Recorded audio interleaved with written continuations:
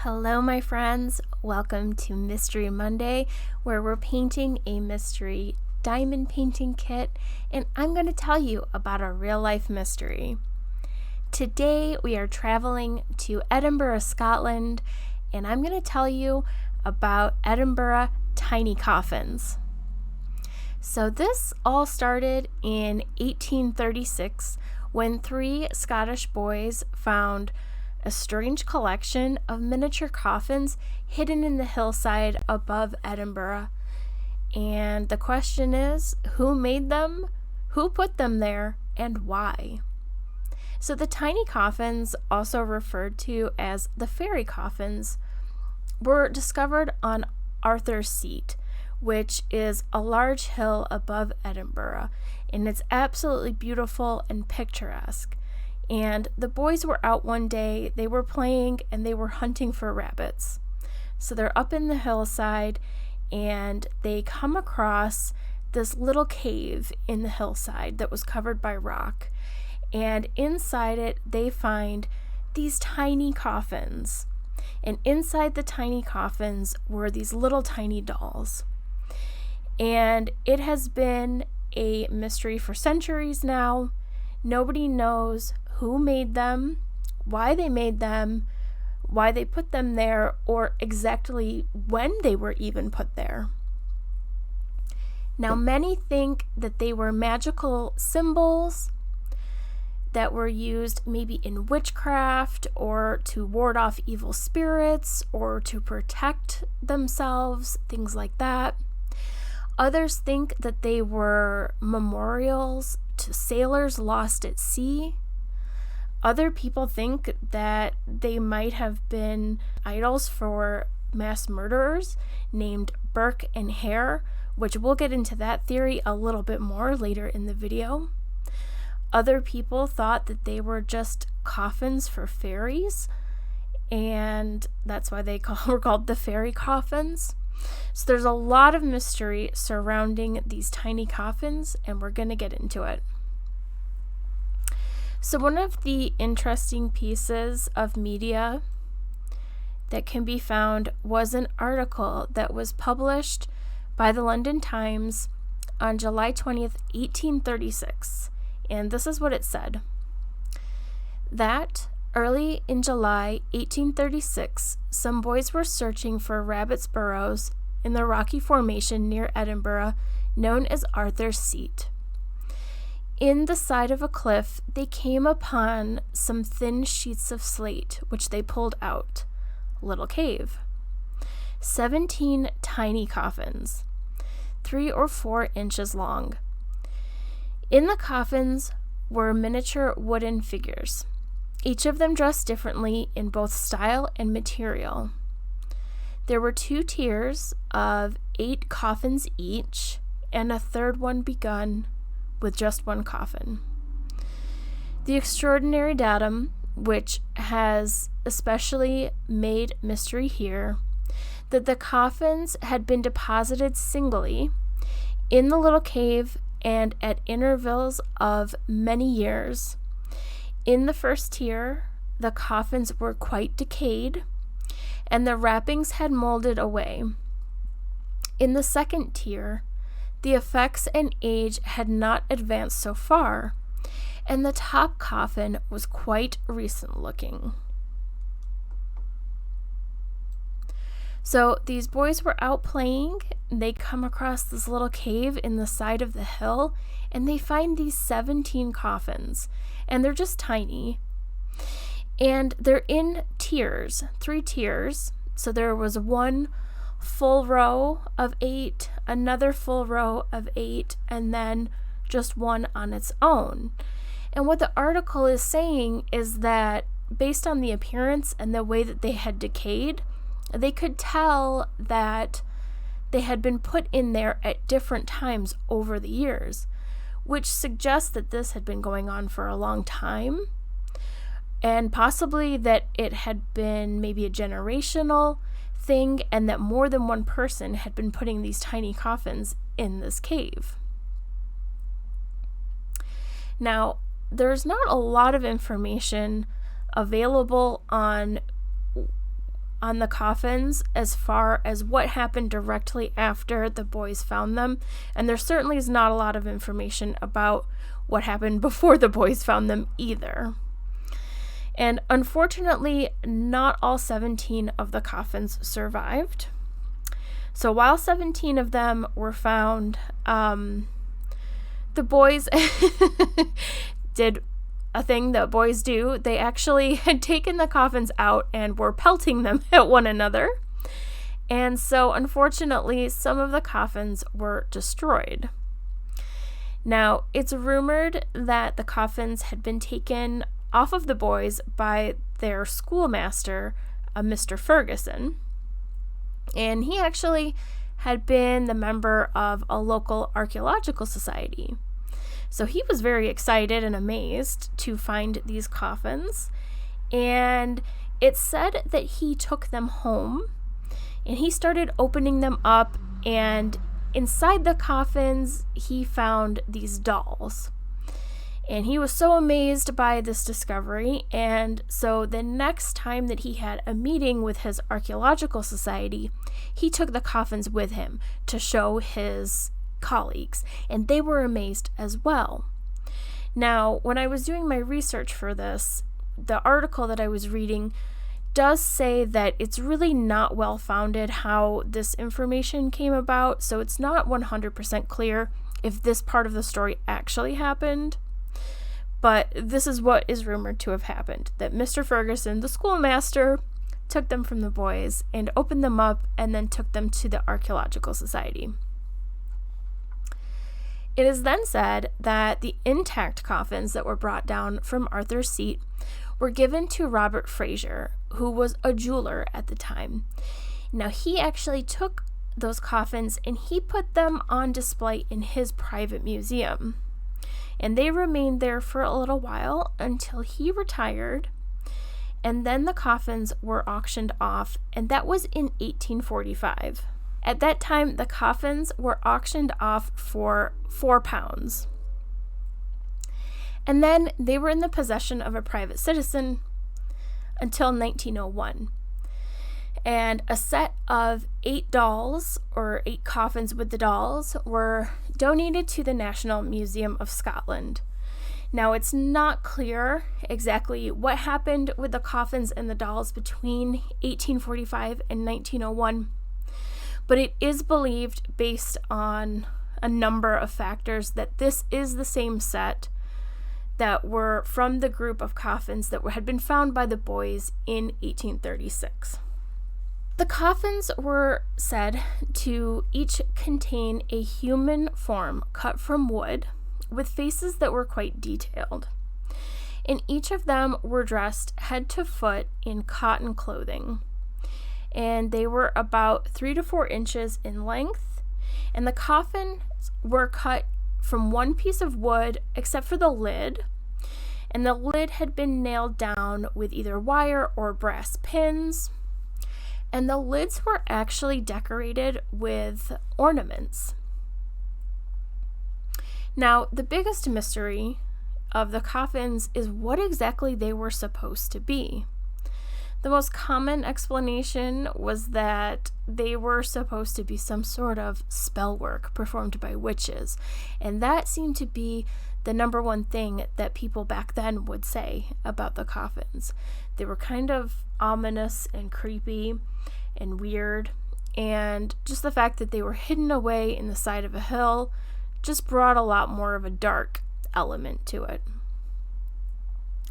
Another theory was that they were meant to mimic the burials of sailors that had been lost at sea, and some people accepted this as being an explanation for why they might have been placed there.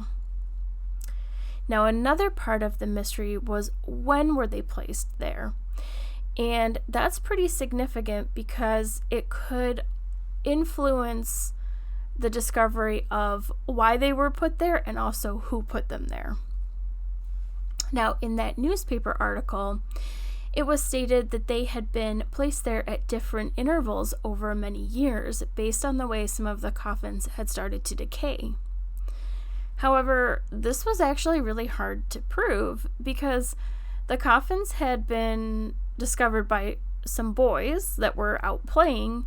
They had not been discovered by researchers who may have been able to systematically date each coffin. They were discovered by these young boys who potentially could have mixed up the coffins while they were playing and throwing them at each other. And so it is likely that there have been some mix-ups, and the way that they thought they had been discovered might not actually be how they were discovered. They might have not been in the order that the boys said that they were in. Now, who made the carvings is just another part of the mystery, and the materials used are really big clues. The coffins, like I said, were decorated with tinned iron, and analysis of the metal showed that it was the type of tin that they used in shoe buckles at the time. And it led researchers to believe that the carvings were maybe made by shoemakers or leather workers at the time.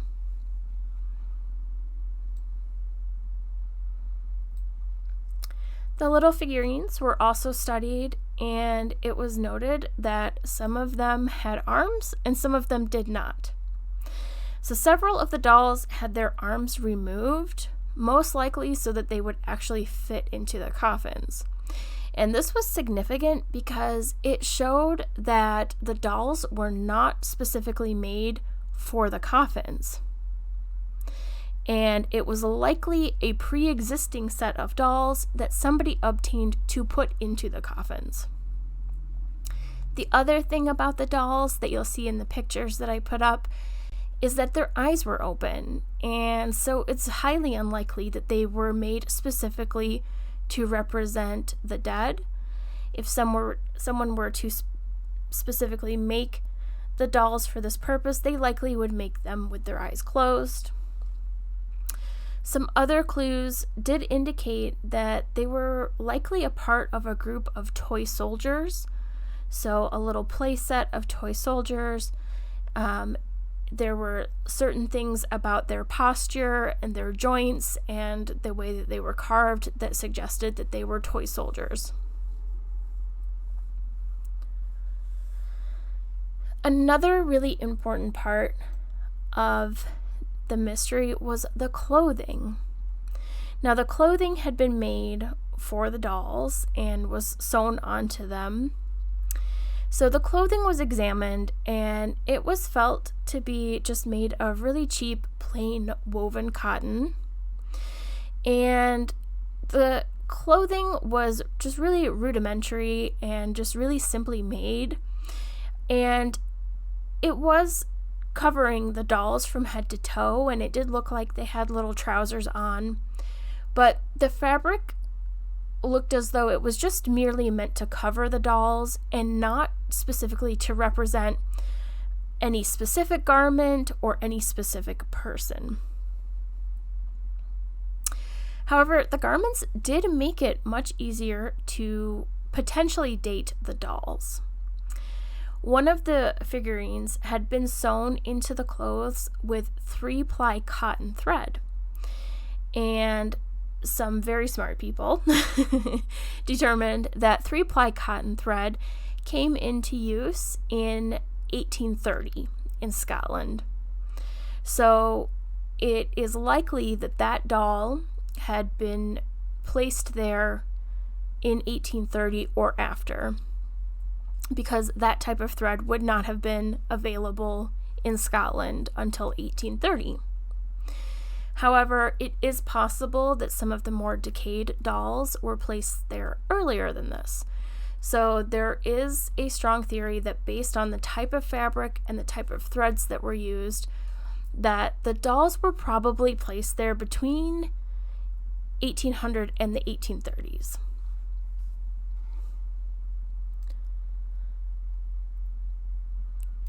Now, if that's true, this possibly could lend some credence to theories behind the purpose of the coffins. such as them being a tribute to a burial or a specific event. And so some people looked for events that involved 17 people dying. And interestingly, there's one specific event that could be linked to the coffins found at Arthur's Seat. This was the Westport murders by Burke and Hare. So this is actually a case that I have never heard of before, and it made me want to look into it more. So the Westport murders were murders that were committed by William Burke and William Hare. And they were two Irish laborers that were in the Edinburgh area, and they actually claimed 17 victims between 1827 and 1828. So this would have been around the time that the coffins and dolls were believed to have been put on Arthur's Seat. And, it involved 17 victims, and there were 17 coffins. And what happened was Burke and Hare killed 17 people, and they used their victims to make a profit by selling the corpses to Edinburgh's medical school. At the time, the school was in desperate need of bodies for dissection. And so Burke and Hare took advantage of migrants that were in the area, and unfortunately, they killed these people and used them to make money, which is really sick and depraved.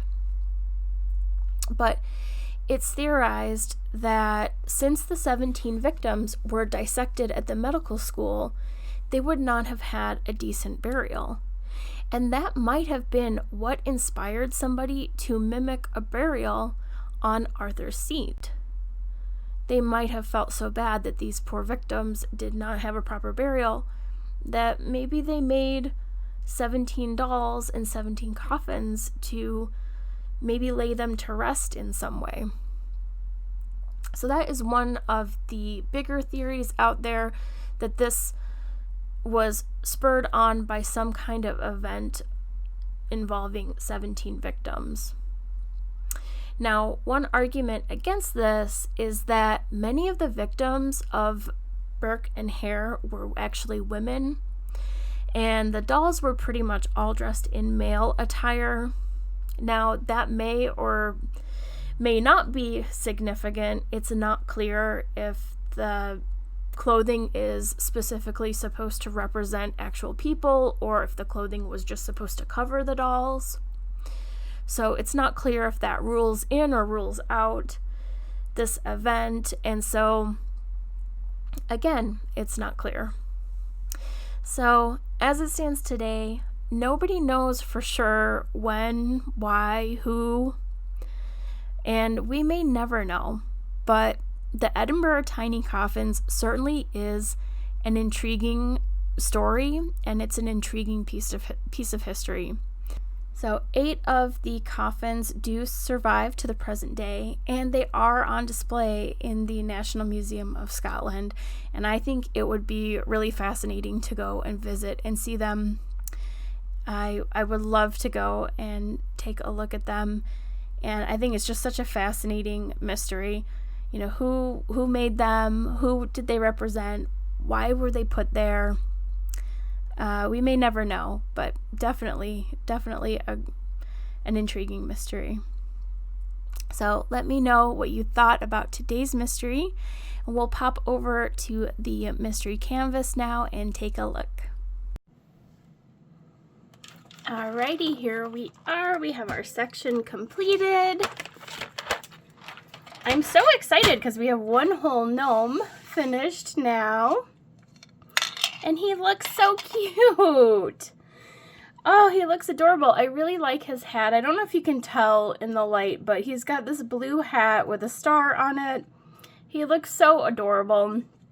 I am having some problems with this canvas. There's like some rippling in here, but overall it looks really, really cute, and I'm excited to keep working on it. It is really adorable. So yeah, we've got one whole gnome completed. We've got 2 more gnomes to work on, and then there's some space up here that we don't know what's going on up here. So yeah, this has been really fun so far. I've enjoyed working on this mystery kit, and I'm excited to keep going on it, see what else we've got under these squares. So yeah, so let me know what you thought about today's mystery. Let me know what you think about the canvas so far. Thank you so much for watching. If you enjoyed, please give me a thumbs up. It really helps me out here on YouTube. I'll see you in the next one. Bye.